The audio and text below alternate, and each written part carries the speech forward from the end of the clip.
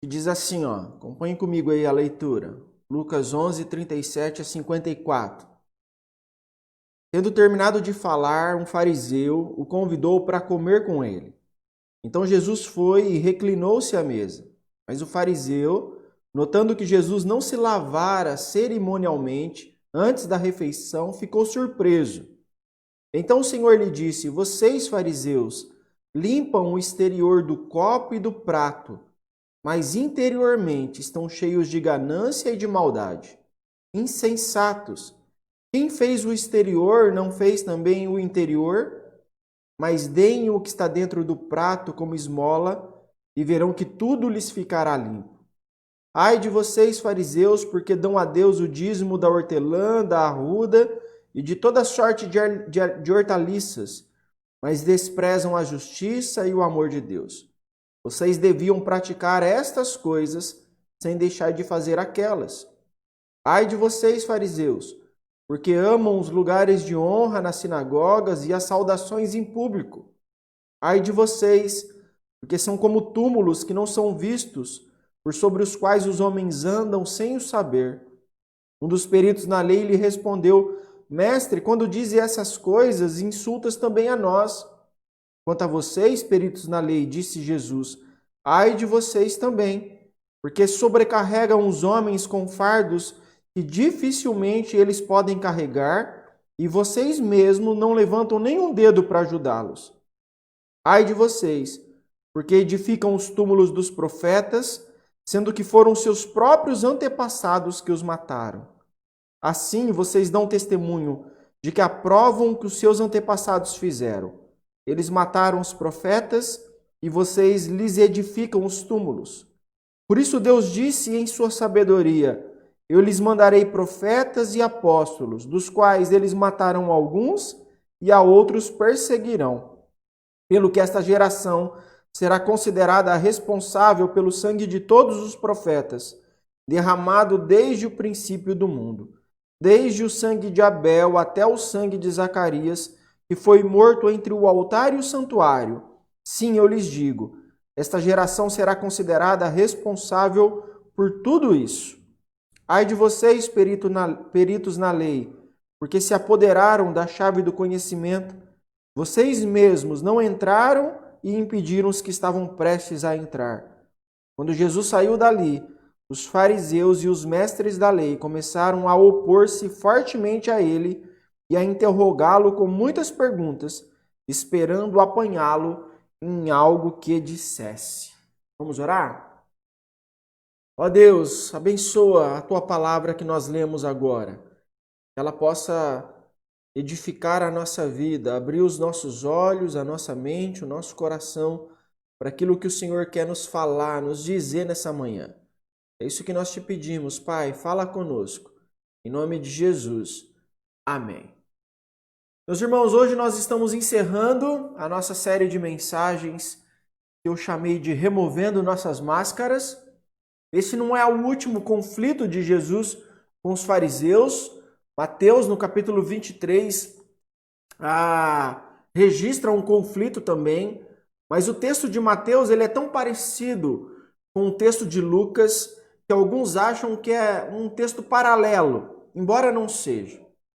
O pronunciamento de Jesus em Lucas foi antes de Mateus e Jesus estava numa casa. O pronunciamento de Mateus foi na semana da paixão e Jesus estava no templo. Mas como o teor é o mesmo, decidi usar esse texto para nós encerrarmos a nossa série. De todos os conflitos que Jesus teve com os fariseus, os mestres da lei, os escribas, os religiosos, tudo que ele teve de conflito no decorrer do seu ministério, e nós tratamos a maioria desses conflitos aqui, nenhum é tão explícito, nenhum é tão forte, nenhum é tão contundente quanto esse que nós lemos. Nós podemos dizer que Jesus agora rasgou o verbo com os fariseus e expôs claramente tudo aquilo que estava engasgado na sua garganta. Cada ai pronunciado por Jesus é a denúncia de um estilo de vida hipócrita, farisaico e que deve ser evitado por mim e por você. Cada ai que Jesus fala nesse texto, ele estava denunciando a hipocrisia dos religiosos. E eu queria destacar o que Jesus estava denunciando aqui nesse texto. Em primeiro lugar, eu queria dizer que nós temos que evitar a hipocrisia que inverte a prioridade dos mandamentos. Olha o que diz aí o versículo 12. Ai de vocês, fariseus, porque dão a Deus o dízimo da hortelã, da arruda e de toda sorte de hortaliças, mas desprezam a justiça e o amor de Deus. Vocês deviam praticar essas coisas, sem deixar de fazer aquelas. Os fariseus a quem Jesus se dirige aqui, eles observam rigidamente a ordenança referente ao dízimo. O Novo Testamento ele não contém muitos textos falando sobre o dízimo, pois isso não era algo que precisava ser constantemente ensinado ou lembrado para o judeu. Nós hoje é que precisamos estar sempre falando da nossa responsabilidade em sermos fiéis no dízimo. Para o judeu, entregar o dízimo era o mínimo que eles podiam fazer. Por isso a comunidade judaica ela era basicamente 100% dizimista. Porque isso estava contido na lei e eles eram praticantes orgulhosos da lei. Para nós, o dízimo deixa claro quem está no controle da nossa vida. Se somos nós que estamos controlando a nossa vida ou se é o Senhor quem está controlando a nossa vida. Aquele que não dizima, aquele que não dá suas ofertas, ele está reivindicando para si o direito de decidir o que ele vai fazer com o seu salário. Aquele que é dizimista, ele está entregando ao Senhor o controle de sua vida e dos seus bens. É isso que o dízimo significa. Quem está no controle da nossa vida. Por isso o problema dos fariseus não era negligenciar os dízimos. O problema deles era negligenciar a justiça e o amor de Deus. E essa justiça e amor negligenciados têm a ver com o próximo. Por exemplo, Zacarias no capítulo 7 diz assim: E a palavra do Senhor veio novamente a Zacarias. Assim diz o Senhor dos Exércitos: Administrem a verdadeira justiça. Mostrem misericórdia e compaixão uns para com os outros. Não oprimam a viúva e o órfão, nem o estrangeiro e o necessitado, nem tramem maldades uns contra os outros. Então Jesus coloca as coisas aqui na sua ordem de prioridade. E ele está dizendo, primeiro deve vir a justiça e o amor de Deus. Em seguida, ou conforme ele usa lá no versículo, sem deixar de fazer os dízimos. Então ele está dizendo, quando haver confronto, quando haver disputa, quando haver ter que tomar uma decisão sobre entregar os dízimos e administrar a justiça, administrem primeiro a justiça. A justiça é mais importante. O cuidar do próximo é mais importante. O cuidar da sua família é mais importante. Mas, em seguida, também administrar o dízimo. Também entregar os dízimos. Entregar o controle da minha vida ao Senhor. É a primeira coisa que Jesus aqui destaca nos fariseus, dizendo, vocês entregam o dízimo, mas vocês não administram a justiça e o amor. Façam essas coisas, sem deixar de fazer aquelas. Administre em primeiro lugar a justiça, sem deixar de dar o dízimo. É uma questão de prioridade dos mandamentos. Da mesma forma, Jesus lembrou, quando ele conta lá daquele que tinha vindo entregar a sua oferta no altar, mas tinha problemas, estava brigado com o seu irmão. Jesus coloca claramente a prioridade. Não, primeiro você vai lá reconciliar. Não tem como você cultuar a Deus, não tem como você entrar na presença de Deus estando afastado, estando com a comunhão quebrada com o seu irmão. Primeiro você lida com o seu irmão, depois você entrega a sua oferta. É uma questão de prioridade. Tá? O hipócrita, ele inverte a prioridade. Ele cuida primeiro daquilo que lhe interessa, ele cuida apenas dos aspectos que para ele consideram religiosos, aspectos de culto. E ele deixa os aspectos de justiça e de amor de lado, deixa para escanteio.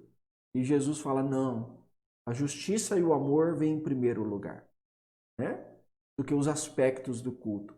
Culto é importante também, mas a justiça e o amor vêm em primeiro lugar. Então essa é a primeira hipocrisia que nós temos que evitar, a de inverter a prioridade dos mandamentos. A segunda hipocrisia que nós temos que evitar é a hipocrisia que se exalta em detrimento dos outros. Versículo 43. Ai de vocês, fariseus, porque amam os lugares de honra nas sinagogas e as saudações em público. Jesus está aqui denunciando a arrogância dos fariseus, né? Jesus nunca condenou a ocupar esses lugares de honra. Ele sempre advertiu para que nós não fôssemos presunçosos e com isso envergonhados pelos outros. Ainda mais os fariseus, que eram a liderança do povo. Jesus ensinou aos seus discípulos um modo de liderar que era oposto ao modo de liderar do mundo. E por isso Jesus está dizendo assim, não busque vocês os lugares de honra. Se os outros conduzirem vocês aos lugares de honra, ok, tudo bem, mas vocês não busquem esses lugares, não se apropriem desses lugares em detrimento de outras pessoas.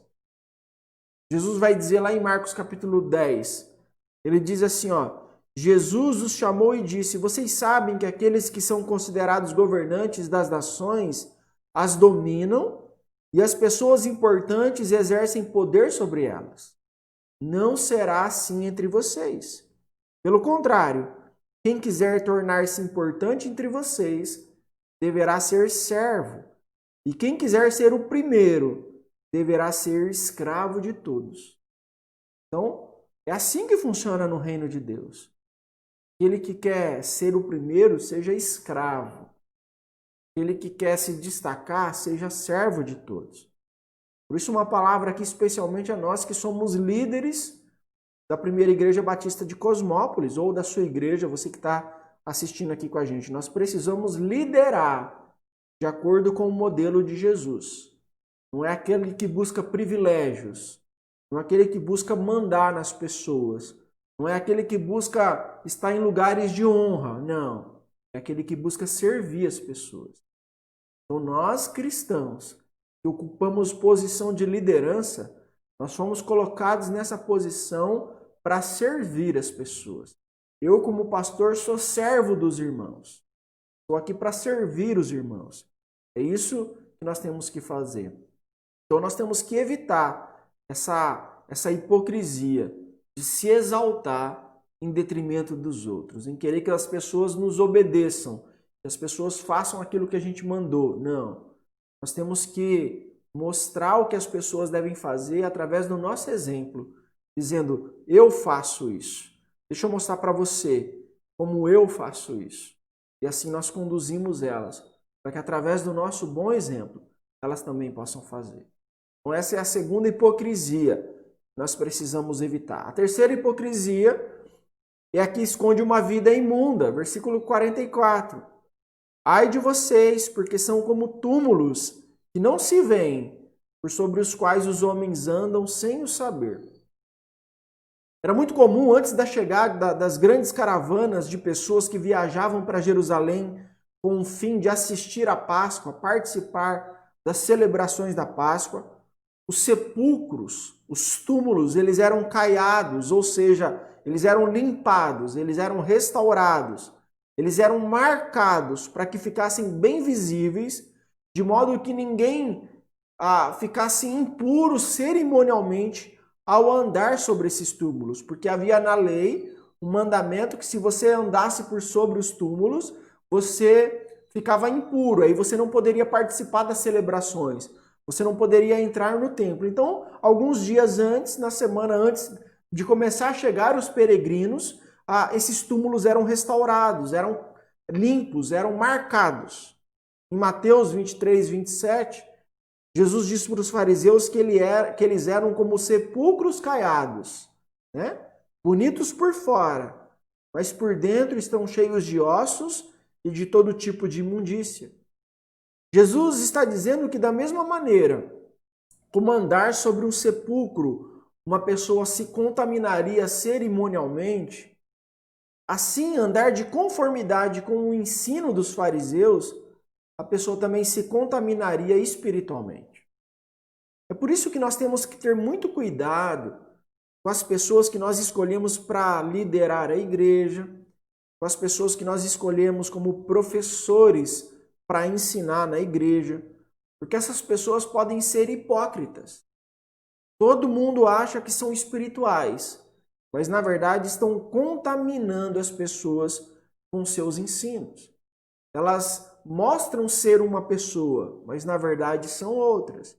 Na igreja, elas se portam bonitinho, elas têm palavras bonitinho, mas em casa elas falam palavrão, em casa elas vivem completamente diferente.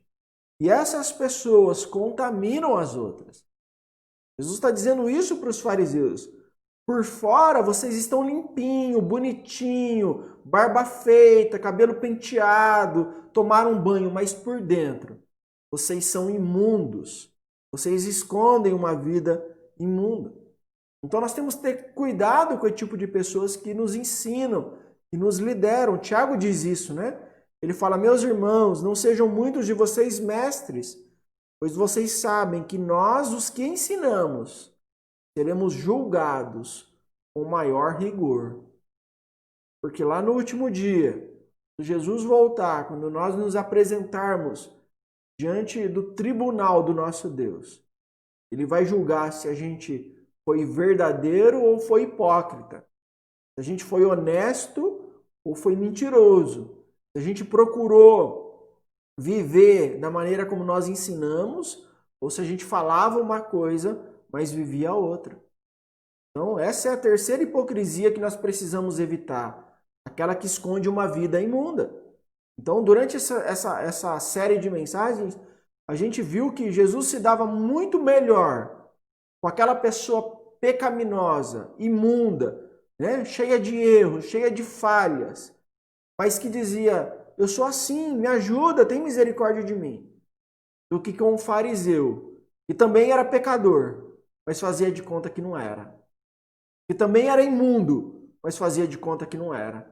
Porque por fora parecia ser santo. E Jesus está dizendo para a gente: evite essa hipocrisia de esconder uma vida imunda, de você parecer uma coisa que você não é. Isso é ser hipócrita. Isso é encenar. Isso é mostrar um personagem, mostrar uma pessoa que você não é. Nós temos que evitar, em quarto lugar, a hipocrisia que tem aparência de piedade. Olha o versículo 46. Quanto a vocês, peritos na lei, disse Jesus, ai de vocês também, porque sobrecarregam os homens com fardos que dificilmente eles podem carregar, e vocês mesmos não levantam nenhum dedo para ajudá-los. Cuidado vocês também. Esses fardos aos quais Jesus se refere são as muitas regras criadas pelos escribas e que faziam do judaísmo uma religião legalista, uma religião cheia de leis, uma religião cheia de ordenanças, que não foram as que Deus deixou, foram as que os homens criaram. Com isso, eles estavam anulando a lei de Deus, que era pura e que não se constituía num fardo. Jesus disse isso para a gente: os meus mandamentos não são pesados. Quando a gente começa a achar que seguir a Jesus é algo pesado, é um fardo, a gente tem que começar a se perguntar se o que a gente está falando de seguir a Jesus não é o que os homens mandaram a gente fazer, e não aquilo que Jesus mandou a gente fazer. Porque ele disse: o meu jugo é suave, o meu fardo é leve. A gente está achando que está muito pesado, e se seguir a Jesus é muito pesado, talvez a gente está seguindo uma religião, e não Jesus Cristo. Então, as regras criadas pelos fariseus eram pesadas. Tão pesados que nem eles mesmos eram capazes de suportar. E aí era onde entrava a hipocrisia.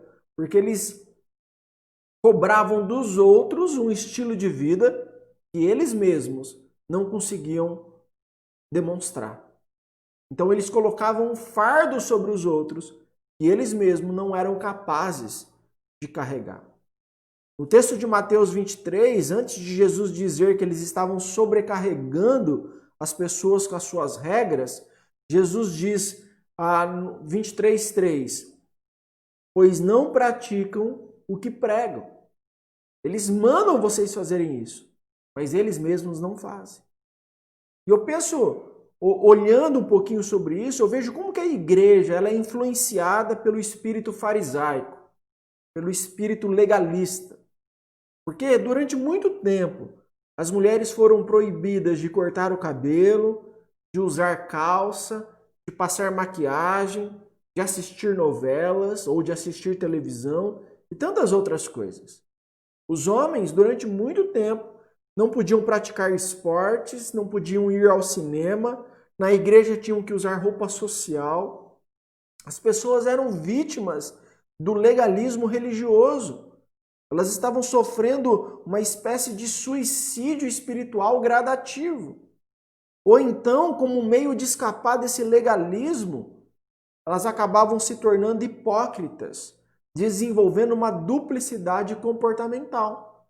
Eu cansei de ver pessoas dessas igrejas mais legalistas que proibia, por exemplo, ter a TV dentro de casa, né? Você não podia ter TV porque a TV era do diabo, a TV era pecado, e ela tinha uma TV dentro do guarda-roupa, escondida.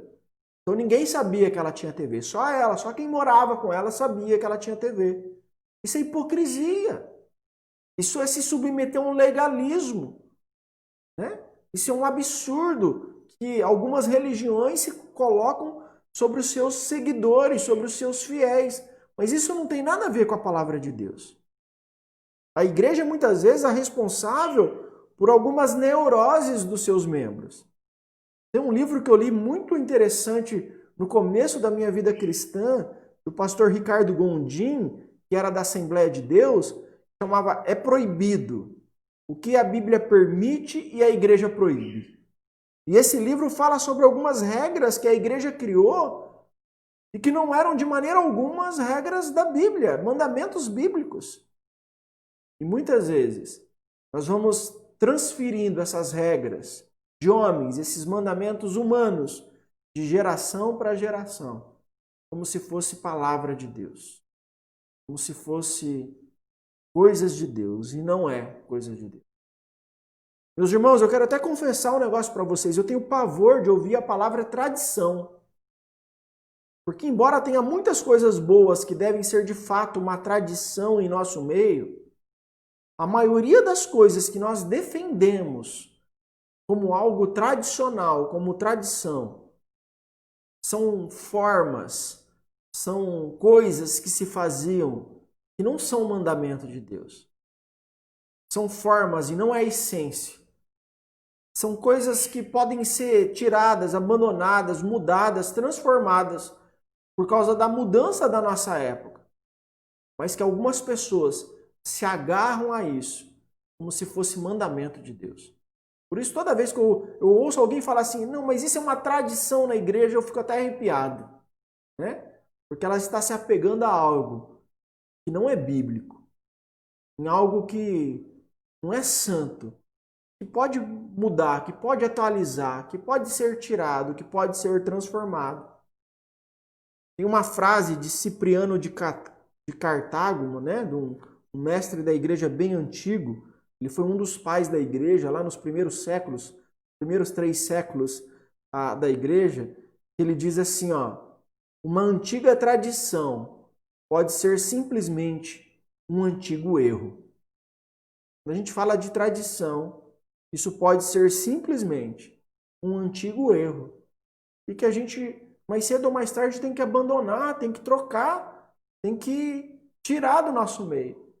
Mas as pessoas divinizaram de tal forma aquilo lá, que aquilo é santo, virou mandamento de Deus. Era isso que os fariseus estavam fazendo. Eles tinham pegado os seus próprios mandamentos e tinham feito daqueles mandamentos o mandamento de Deus. Por isso eu tenho nos últimos meses tentado ensinar que Jesus quer uma igreja transparente, uma igreja autêntica, uma igreja pura, que viva a liberdade da graça e não acorrentada à lei. Eu prefiro pastorear uma igreja com os mesmos defeitos da igreja de Corinto, com seus pecados expostos a todos, do que uma igreja farisaica, que faz tudo por baixo do pano, que tem aparência de santa, né? Ou como nas palavras de Apocalipse, tem fama de estar vivo, mas está morto. Isso é farisaísmo, ninguém se alegra com isso. Nós preferimos ver o erro, ver o problema, ver a situação e saber com quem que a gente está lidando. Eu prefiro ver um pecador, alguém falha, alguém que cai, né? Alguém que comete os seus erros e eu sei assim, essa pessoa é pecadora, essa pessoa é falha, essa pessoa não tem conseguido resistir às tentações. Eu prefiro lidar com esse tipo de pessoa, com uma pessoa que tem cara de santo, de zeloso, de crente santificado, né? Mas que não é nada disso. Isso é só aparência. Porque com essa pessoa eu não sei com quem eu estou lidando, né? Então, o chamado de Deus para nós é: tire a máscara, mostre quem você é, assuma os seus erros, né? Peça perdão pelos seus pecados e continue lutando, você contra os pecados e com o apoio dos seus irmãos, mas não finja ser quem você é. Não faz de conta que você é um crente consagrado quando você é um crente carnal. Não faz isso, porque você está enganando só a si mesmo. Talvez enganando os outros, mas não o Senhor. Em quinto lugar, nós temos que evitar a hipocrisia que homenageia os mortos. Verso 47. Ai de vocês, porque edificam os túmulos dos profetas, sendo que foram seus próprios antepassados que os mataram. Esses fariseus queriam que o povo pensasse que eles, ao edificar, ao redecorar eles os túmulos dos profetas, eles estavam honrando os profetas. Mas para Cristo, a única forma legítima de honrar os profetas era regulando a própria vida de acordo com o ensino dos profetas. E isso eles não estavam fazendo. Eu penso que é muito fácil para a gente reverenciar os mortos. Eles não estão aqui para ver, não é verdade? Eles não estão presentes para nos chamar a atenção. Eu já vi algo parecido com isso acontecer com os pastores. Quando o pastor está na igreja, ele não presta, ele prega mal, ele não sabe aconselhar. Mas quando ele sai para outra igreja, como aquele pastor falava bem, como eu amava aquele pastor, como ele pregava bem, né? Quando ele estava lá, ele não prestava. Mas quando ele foi embora, agora ele presta, né? Só que agora é tarde, agora ele foi embora. Eu me lembro de uma igreja que eu fui membro e as pessoas falavam bem do antigo pastor, não do pastor que estava lá. Então elas adoravam exaltar o pastor anterior que estava lá. Então elas elogiavam esse pastor anterior e falavam mal do pastor atual que estava lá. Depois eu conheci esse pastor que tinha saído dessa igreja, né? Desse pastor que tanto falavam bem dele.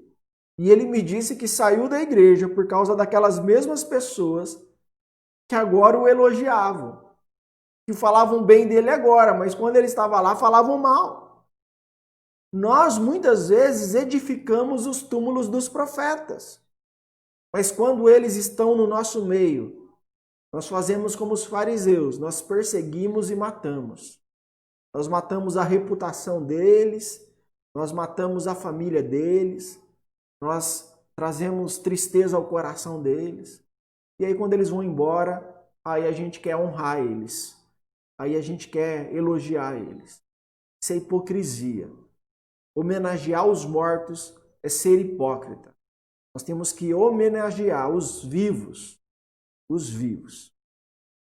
Sexto lugar, nós temos que evitar a hipocrisia que impede as pessoas de saberem a verdade. Versículo 52. Ai de vocês, peritos na lei, porque se apoderaram da chave do conhecimento. Vocês mesmos não entraram e impediram os que estavam prestes a entrar. O pecado aqui denunciado, infelizmente, é bastante comum. Esse é o pecado do padre católico que proíbe pessoas de interpretarem a Bíblia. É o pecado cometido pelo pastor evangélico que, para ter mais adesão das pessoas, não ensina a verdade sobre o pecado, sobre a vida de discipulado. É o pecado do pai que não zela pela espiritualidade dos seus filhos e que, embora perceba que a vida cristã deles não vai muito bem, não faz nada para mudar isso. É o pecado da mãe que introduz o seu filho nas coisas do mundo e não faz nada por ele nas coisas espirituais. Tudo isso, intencionalmente ou não, traz sobre essas pessoas o enfático ai do nosso Senhor Jesus, que estão impedindo os outros de entrarem no céu. E Jesus está dizendo, ai de vocês que estão impedindo os outros de entrarem no céu. Ai de vocês que estão sendo empecilho para os seus filhos entrarem no céu. Ai de vocês que estão sendo empecilho para os seus parentes entrarem no céu. Ai de vocês que estão sendo empecilho para os seus amigos entrarem no céu. Ai de vocês que estão sendo empecilho para os seus irmãos entrarem no céu. Meus irmãos, esses ais de Jesus são uma advertência para que tipo de pessoa nós estamos sendo, nós estamos vivendo. Nesses últimos meses, Deus tem insistido conosco para a gente abandonar as nossas máscaras, para a gente deixar de lado a hipocrisia e a gente viver em autenticidade. O que ficou claro para mim durante essas mensagens é a indisposição de Jesus com os hipócritas. O que Deus esteve nos ensinando é que se nós não tirarmos nossas máscaras, Jesus fica impedido de atuar em nossas vidas, porque ele não lida com o hipócrita. Outra coisa que está clara é que tirar a máscara é um exercício doloroso. Machuca porque expõe quem eu realmente sou. É vergonhoso porque tirar a máscara é como ser despido diante de Deus e de todos. E nós, assim como Adão, não queremos ser expostos. E por isso nós procuramos folhas de figueira, não para cobrir a nossa nudez como Adão fez, mas para fazer uma máscara que venha encobrir quem nós somos. Meus queridos, Deus não aceitou as roupas feitas por Adão e Eva, e naquela ocasião Deus sacrificou um animal para que a pele dele pudesse cobri-los. Meus irmãos, Deus não aceita as máscaras feitas por nós. E por isso sacrificou Jesus, para que o seu sangue pudesse cobrir-nos. Então nós não fazemos de conta que nós somos santos. Nós assumimos que somos pecadores, nos arrependemos, confessamos os nossos pecados e recebemos o sangue purificador de Jesus sobre a nossa vida. E agora a palavra de Deus diz para a gente, Colossenses 3:3. Pois vocês morreram, e agora a sua vida está escondida com Cristo em Deus. Se nós vivermos em autenticidade, sem máscaras diante de Deus, sem máscara diante das pessoas, nós podemos dizer que nós morremos, que a nossa vida está escondida com Cristo em Deus. Portanto, meus irmãos, façamos da hipocrisia e do farisaísmo passado na nossa vida. Façamos da autenticidade, da verdade, nosso presente e o nosso futuro. Se os nossos dias, o momento que nós estamos vivendo é momento de, todas as vezes que nós sairmos de casa, irmos para algum lugar, nós colocarmos as nossas máscaras físicas, né? As nossas máscaras de pano, espiritualmente. Pessoalmente, nós temos que tirar as nossas máscaras. Nós temos que abandonar as nossas máscaras. E de agora em diante, ter a coragem de mostrar a nossa cara, dizendo, sou assim, quero mudar, me perdoe, estou arrependido. Mas não dizer que nós somos o que nós não somos. Deus está nos chamando à verdade, para a gente deixar para trás a hipocrisia. Amém?